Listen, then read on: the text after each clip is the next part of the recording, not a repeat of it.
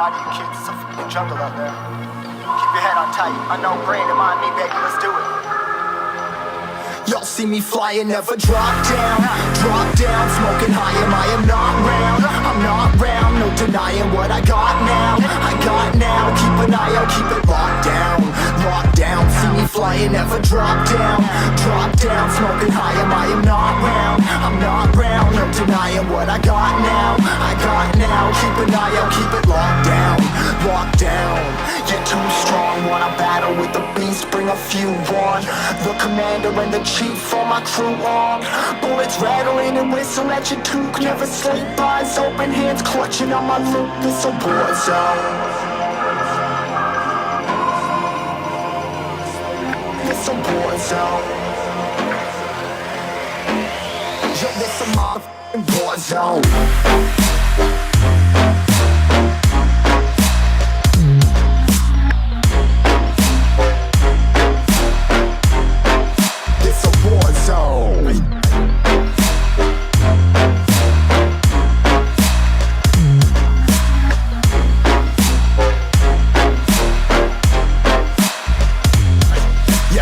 Impact, yeah, break it open, leaving nothing f***ing intact. We're leaving nothing behind. Hey yo, you been hacked. You're safe, hard in, but I found it, homie, been cracked. But ain't nothing inside. Hey yo, we been back. Your band stacking, see you flexing with the thin stack. Flexing on that we on. Hey bitch, you been whacked. I kill 'em all, feel a motherfucking impact.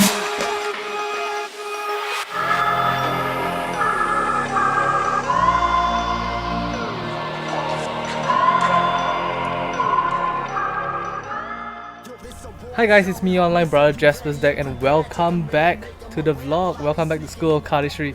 Today we are joined by Mr. Andrew Avila. For those of you who don't know, Andrew Avila is actually the final competitor that I faced in the World Cardistry Championships, and a man that I respect very, very much. So Andrew, how are you today? All good? Great to finally meet you after building a friendship with you over 5 years ago. Wow. Yeah, if you think about it, it's a bit insane. Like 5 years ago, we were already on an international level. Yeah. And now the world has changed so much. The Caddis Tree community has changed so much. Yeah, hugely. I don't think Instagram Cardistry was even a thing back 5 years ago. So. Oh my gosh, now that you mention it, yeah. Like it was just YouTube, and maybe Instagram Cardistry was just like, oh, did they even have videos at that point of time?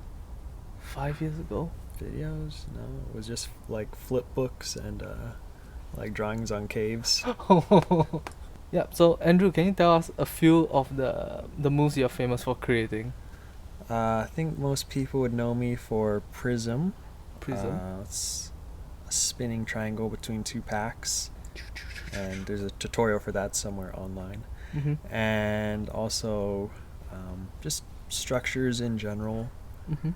Like 2A, it's a 4-card structure that holds together that you can spin around.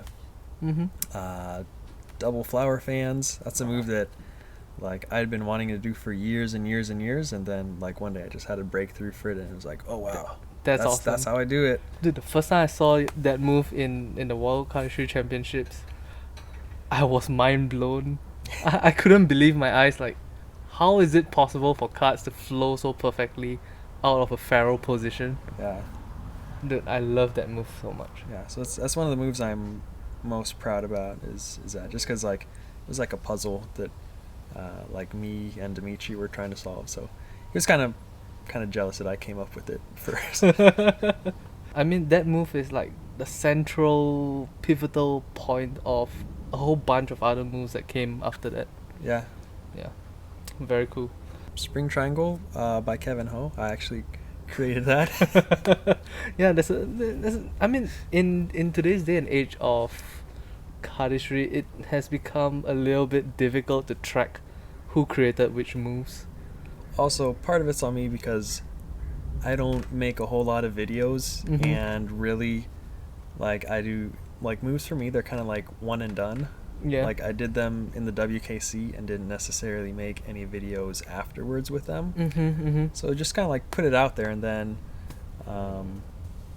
it's not like I was constantly posting it. I'm just Yep. I mean, back in the day of Technic, I remember making my first few Cardistry videos, and Jonas, who is also a cardist that I respect very very much, on the fourth video that I posted, he said that all my moves are the same, and and I don't do anything new. And it got me thinking, and as a much younger cardist, I got a little bit angry, yeah. and then I made a good video after that, and then Jonas praised me for it, and I was very happy.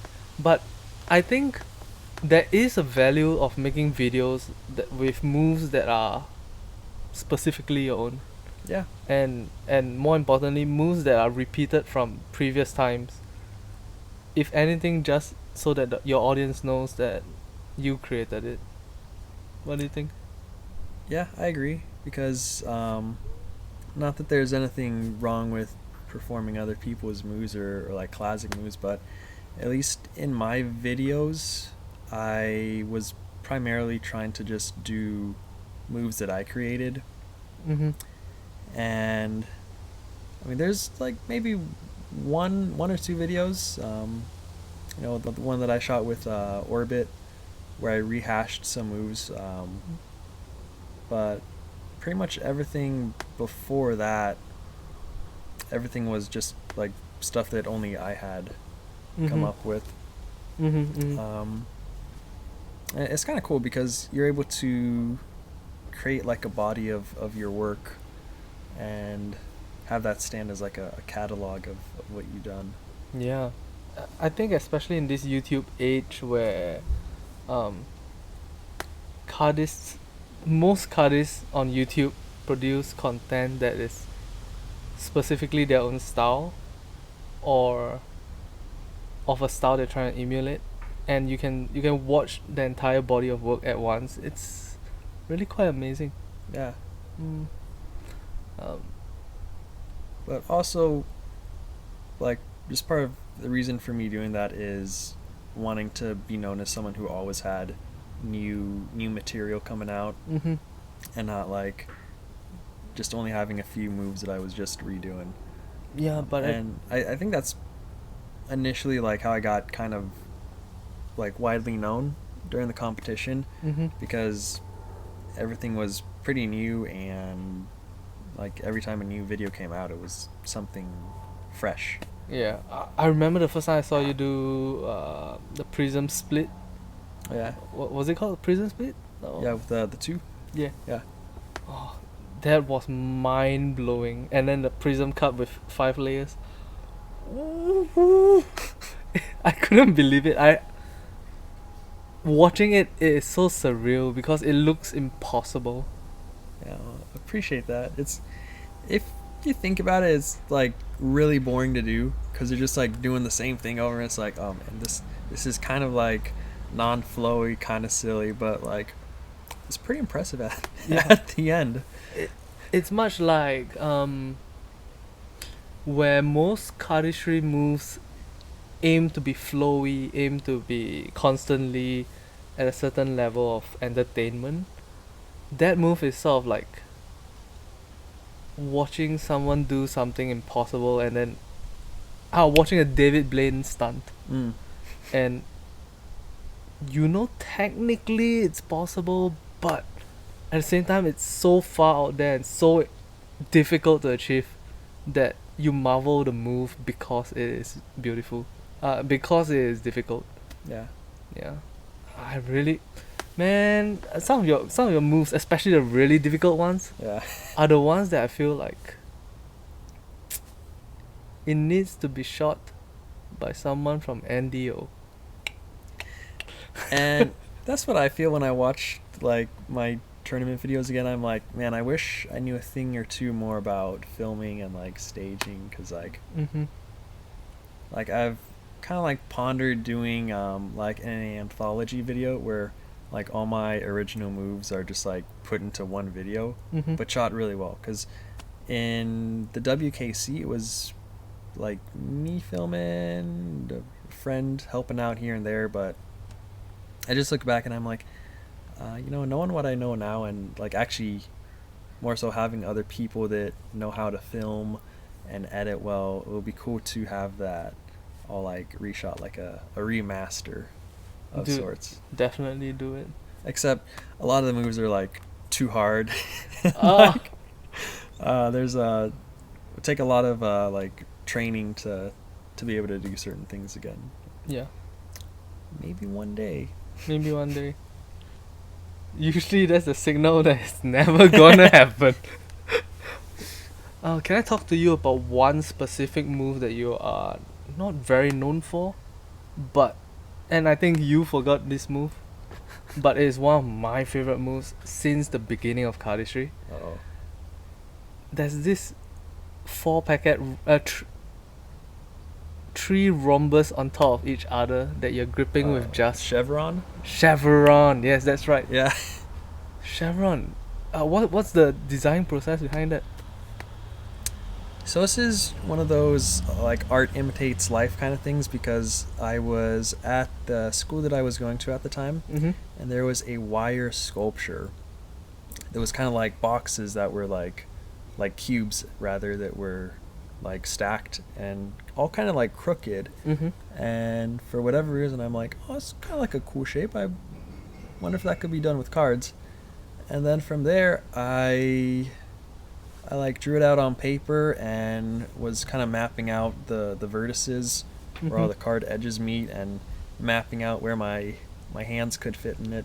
So it was really a lot of reverse engineering. Yeah, I mean, like figuring out the finger placement and stuff. And part of that as well was using like a concept I had of having like cards butted up against each other and then folding out from that. Yeah, so that's kind of like the process for that. Damn.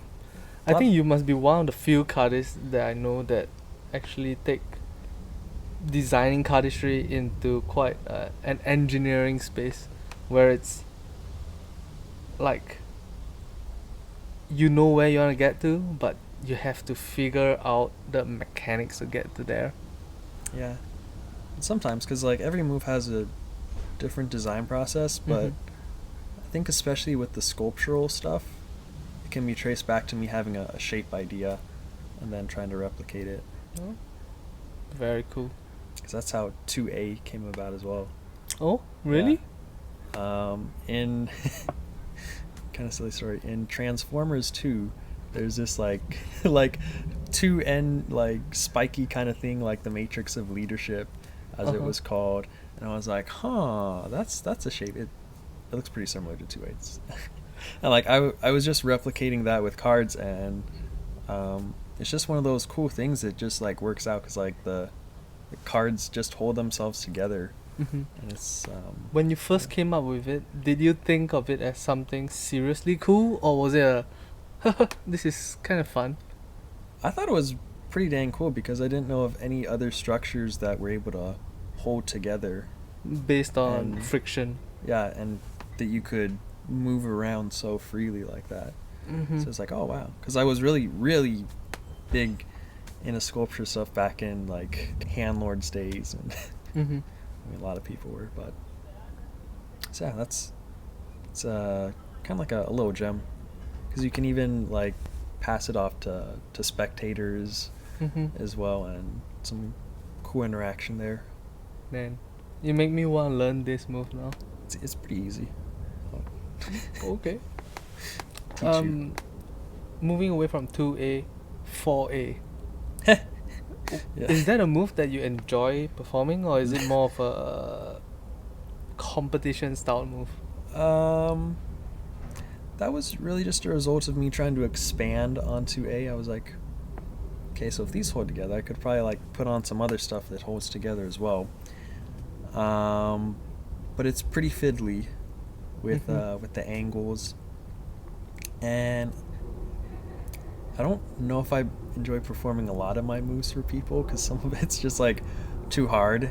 I've got like more casual fiddly kind of moves, but a lot of the sculptural stuff. Hold that thought for a while.